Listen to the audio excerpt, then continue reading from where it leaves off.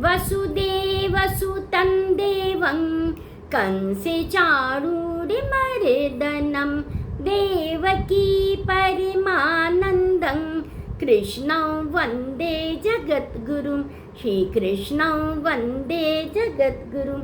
जय श्री कृष्ण। आप सभी को रोज एक श्लोक, रोज एक प्रेरणा, रोज एक कदम भगवान श्री कृष्ण की ओर, इसी संकल्प के साथ आप सभी का हार्दिक स्वागत है आपके अपने channel divine Gita by Shashi में। आज हम श्रीमद् भगवद गीता के 16वें अध्याय के प्रथम श्लोक के अर्थ को समझेंगे। प्रिय साधकों, पिछले वीडियो में हमने श्रीमद् भगवद गीता के 16वें अध्याय दैवासुर संपद विभाग योग का परिचय प्राप्त किया था। भगवान श्री कृष्ण ने बताया था कि प्रत्येक मनुष्य के भीतर 2 प्रकार की प्रवृत्तियां होती हैं, दैवी प्रवृत्ति और आसुरी प्रवृत्ति। दोस्तों, दैवी गुण मनुष्य को ईश्वर की ओर ले जाते हैं, जबकि आसुरी गुण मनुष्य को बंधनों और दुख की ओर ले जाते हैं। आज हमारे भगवान श्री कृष्ण इस 16वें अध्याय के प्रथम श्लोक से उन दिव्य गुणों का वर्णन प्रारंभ करते हैं जो किसी भी साधक को श्रेष्ठ मनुष्य और परमात्मा का प्रिय भक्त बनाते हैं। दोस्तों, यह श्लोक केवल गुणों की सूची ही नहीं है, बल्कि एक ऐसा जीवन दर्शन है जिसे अपनाकर मनुष्य अपने जीवन को प्रकाशमय बना सकता है। आइए आज का यह दिव्य श्लोक सुनते हैं, साथ ही इसके गूढ़ अर्थ को श्रद्धा और भाव के साथ समझते हैं। श्री भगवानुवाच अभयं सत्व संशुद्धिर् ज्ञान योग व्यवस्थितिः दानं दमश्च यज्ञश्च स्वाध्यायस्तप आर्जवम्। प्रिय भक्तों, भगवान श्री कृष्ण सबसे पहले कहते हैं अभयम अर्थात निर्भयता। यह निर्भयता केवल बाहरी साहस ही नहीं है, बल्कि धर्म के मार्ग पर चलने का साहस है। जो व्यक्ति सत्य के साथ खड़ा रहता है, जिसका विश्वास भगवान पर अटल होता है, वह परिस्थितियां कैसी भी हों, लेकिन कभी भी भयभीत नहीं होता है। दूसरा गुण है सत्व संशुद्धिर अर्थात अंतःकरण की पवित्रता। जब मन छल कपट, ईर्ष्या और द्वेष से मुक्त हो जाता है, तब उसमें ईश्वर का प्रकाश स्वयं प्रकट होने लगता है। प्रिय भक्तों, इसके बाद हमारे भगवान कहते हैं ज्ञान योग व्यवस्थिति ही अर्थात ज्ञान और योग में दृढ़ रहना। हमारे भगवान कहते हैं कि केवल ज्ञान प्राप्त कर लेना ही पर्याप्त नहीं है, बल्कि उस ज्ञान को अपने जीवन में उतारना ही सच्चा योग है।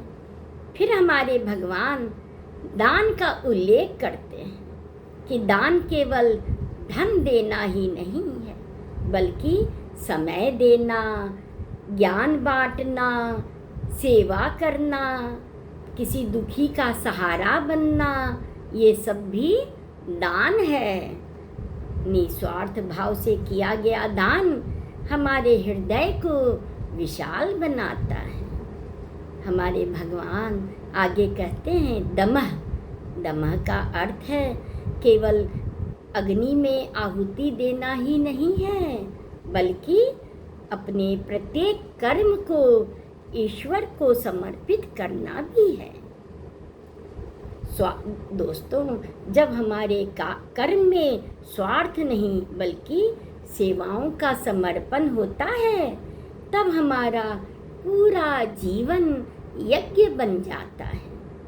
स्वाध्याय अर्थात नियमित रूप से शास्त्रों का अध्ययन और आत्मचिंतन।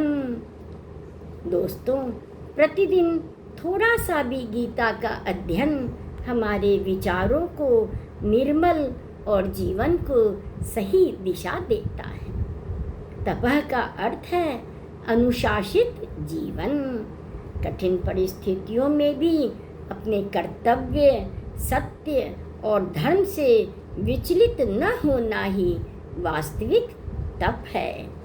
और अंत में हमारे भगवान कहते हैं आर्जवम अर्थात सरलता और निष्कपटता। जिसके मन, वचन और कर्म में एक रूपता होती है, वही वास्तव में ईश्वर के सबसे निकट होता है। प्रिय भक्तों, हमारे भगवान कहते हैं कि इन सभी गुणों को अपनाकर मनुष्य केवल सफल नहीं बल्कि वास्तव में श्रेष्ठ व्यक्ति बनता है। प्रिय श्रोताओं, इस श्लोक में भगवान श्री कृष्ण ने जीवन की मजबूत नींव रख दी है। यदि हम प्रतिदिन केवल एक एक दैवी गुण को भी अपने जीवन में उतारने का प्रयास करें तो धीरे धीरे हमारा व्यक्तित्व भी बदलने लगेगा। हमारा मन शांत होगा, हमारे संबंध मधुर होंगे और हमारे जीवन में ईश्वर की कृपा का अनुभव स्वतः ही होने लगेगा। प्रिय दोस्तों, याद रखिए कि दैवी गुण हमें जन्म से नहीं मिलते हैं, बल्कि वे निरंतर अभ्यास, सत्संग और प्रभु की भक्ति से विकसित होते हैं। इसलिए आज से हम सभी यह संकल्प लें कि हम इन गुणों को केवल पढ़ेंगे ही नहीं बल्कि अपने जीवन का हिस्सा भी बनाएंगे। प्रिय भक्तों, आइए हम सभी भगवान श्री कृष्ण के श्री चरणों में प्रार्थना करें कि हे प्रभु, हमारे हृदय से भय, अहंकार और अशुद्धियों को दूर कर दीजिए। हमें सत्य, संयम, सेवा, स्वाध्याय और सरलता का मार्ग अपनाने की शक्ति दीजिए।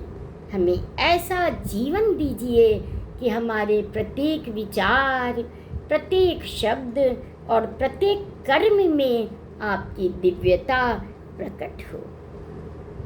दोस्तों, यदि आपको यह भावार्थ अच्छा लगा हो तो इस दिव्य संदेश को अधिक से अधिक लोगों तक पहुंचाने के लिए हमारे वीडियो को लाइक करें, अपने प्रियजनों के साथ शेयर करें और हमारे channel divine Gita by Shashi को सब्सक्राइब अवश्य करें। मिलते हैं कल अगले दिव्य श्लोक के साथ। जय श्री कृष्ण आप सभी को।